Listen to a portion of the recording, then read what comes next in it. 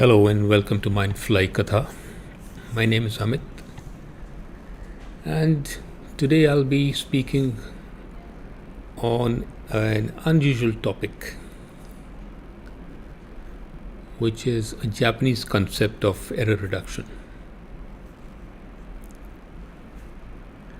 It is called pointing and calling. So, what has been seen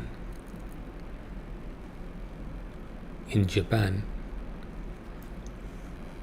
is that pointing and calling has reduced the errors on the bullet train, especially by almost 80%.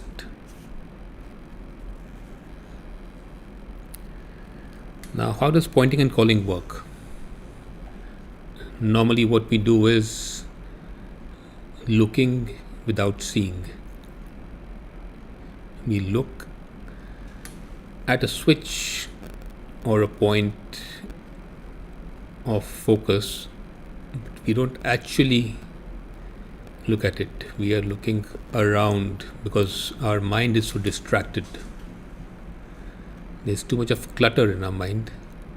So that's why there are a lot of errors, especially switching errors. And everybody must have heard of the slide shoot opening. So those errors are very costly errors in terms of money.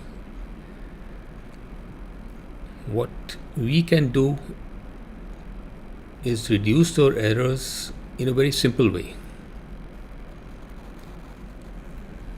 The Japanese concept is error reduction by simply pointing and calling, which we can visualize in this video.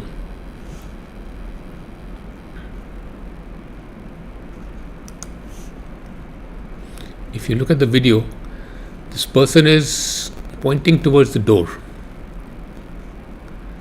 and as the door opens and closes, his index finger, remains at that point. So how does that reduce error is what we're going to see.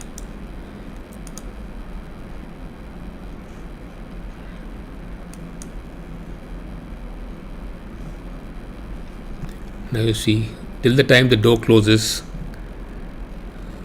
the person's index finger will follow the door.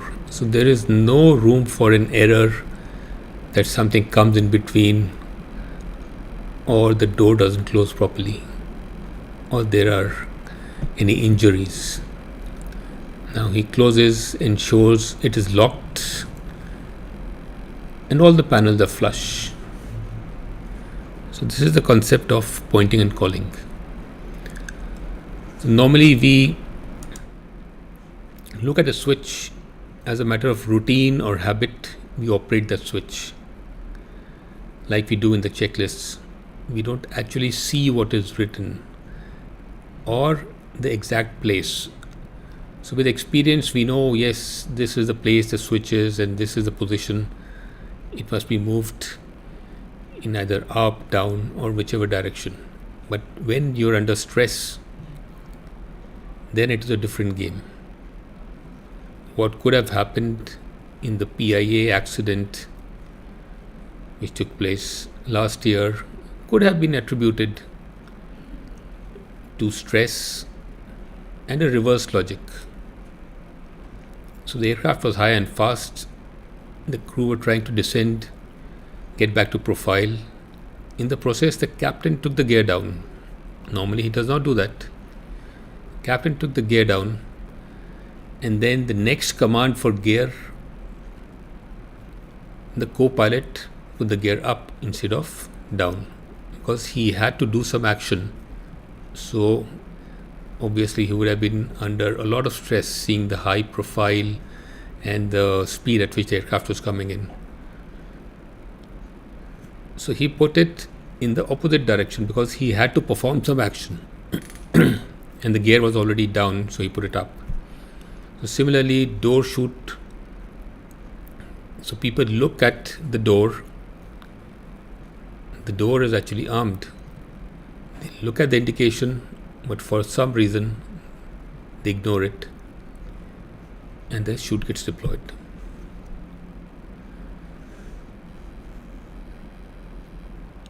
So pointing and calling are methods of raising consciousness of levels of workers and confirming that conditions are regular and clear.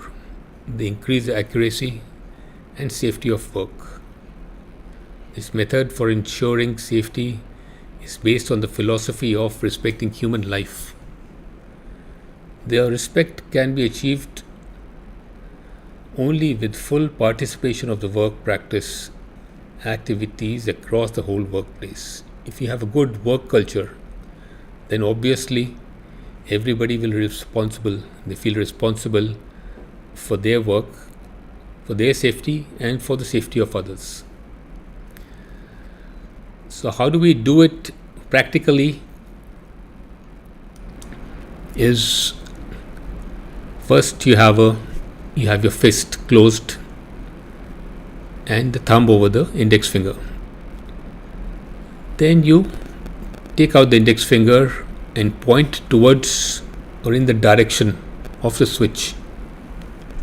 So when you're pointing in the direction of the switch, you're forcing your eyes and your mind and brain to concentrate or pay attention to that point. Otherwise, during the day, the eyes and mind will keep on hovering around the switch. Now when you're pointing, you're gazing in the direction of where you want to live. And look at the posture of the person. He's straight and one hand on the waist, which means discipline, and he wants to do it right. So you have to strike a pose.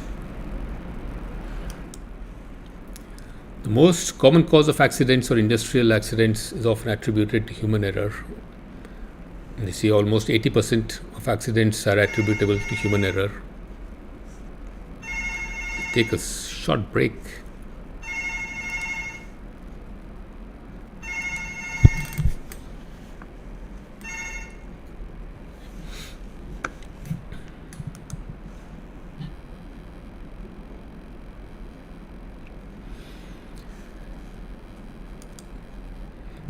Now, the mechanism of the occurrence of industrial accidents shows that unsafe situations, that is machinery failure or deficiency of work method, account for 80%. The human behavior and the characteristics such as mistakes and carelessness are called human characteristics. So we can either make a mistake, an honest mistake, or it can be a violation. What is the difference? There is unsafe behavior.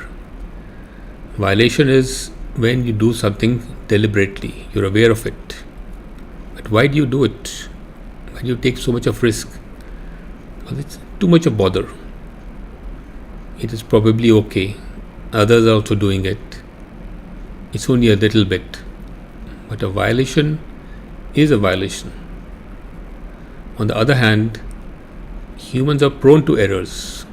Carelessness is because of the limit of human capacity. You have slips, lapses, forgetfulness, lack of knowledge and skill. Unable to see, to listen or remember. I got mixed up. I didn't understand. Wasn't thinking, absent-minded, temporary blindness, not knowing or unable to do something. So these are areas where errors can happen, but there is always a differentiation between an honest mistake and a violation. So that is where just culture comes in, to deal with the situation.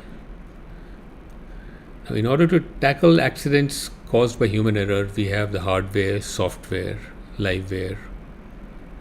So hardware is equipment, facilities and other tools. It is important to push ahead with safety and health measures in terms of hardware, facilities, machinery, working environment, raw material. These are the things which are the hardware. Now software is human beings as well as the hardware. the software part of the equipment. In addition to the above measures, it is necessary to improve the working environment, including the relationship between workers and hardware, as well as work from the perspective of man machine systems.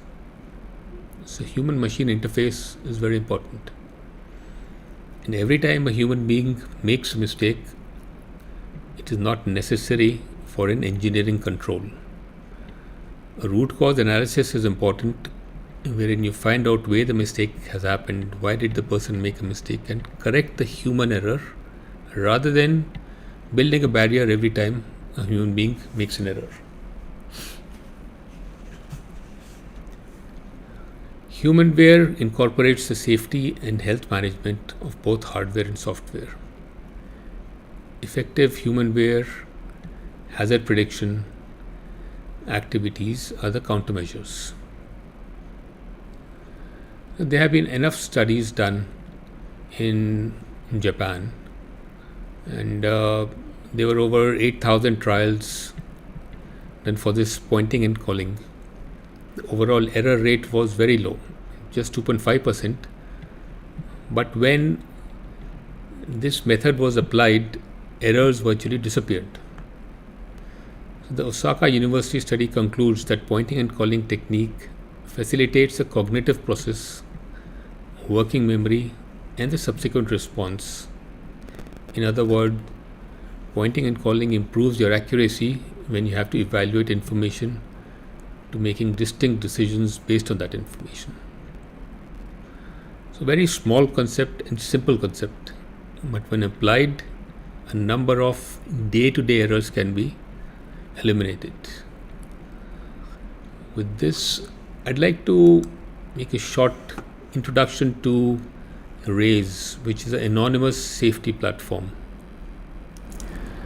Now, we have a number of experiences day to day, and we know that in every city or a particular aircraft has a peculiarity or a problem, or people could get tricked. So, why not have a platform where you can share information and search? So, before a flight or whenever you feel like, go search for an airport or an operator or an aircraft, and you will get to know what all difficulties people might have faced, and they want to share it with you. So RAISE is this platform which is available online and is free on a desktop version. You have a paid version for the mobile. It's about $2.50. So it's something like this. A page opens up. You have submit button, search button. So when you want to submit, there is a form which comes up. So a form comes up, and you click for options like the flight crew, flight phase,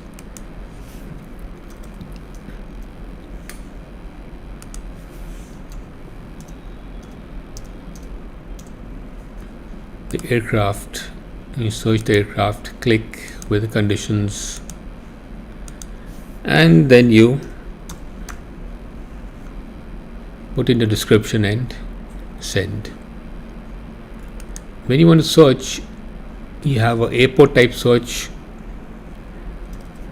wherein if you put the airport and search, it will throw up all the events which have been recorded for that particular airport.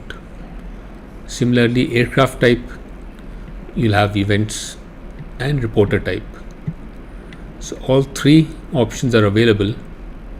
In addition, you have all RAISE, which is kind of a consolidated sheet. Let me try Delhi.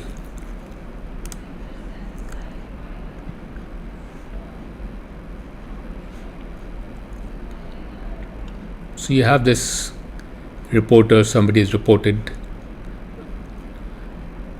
Now you have to click on this, and you'll get reporter is flight crew, and phase of the flight, taxi, type of aircraft Airbus 320 Neo is for the test report.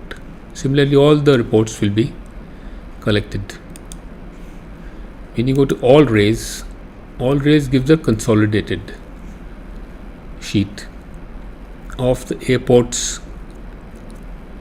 the flight crew, the reporter, aircraft type, weather condition, and what was the description of the report. So it is free to use, anonymous totally, because it uses Google Forms, and Google has given it in writing that if the form is filled, even the IP address cannot be tracked. So it is totally safe and for everybody to use. So I hope you will log in and have a look. And thank you very much for listening in. My name is Amit. I have a blog on safety matters, Mindfly. Please visit that as well as the YouTube channel. Thank you very much.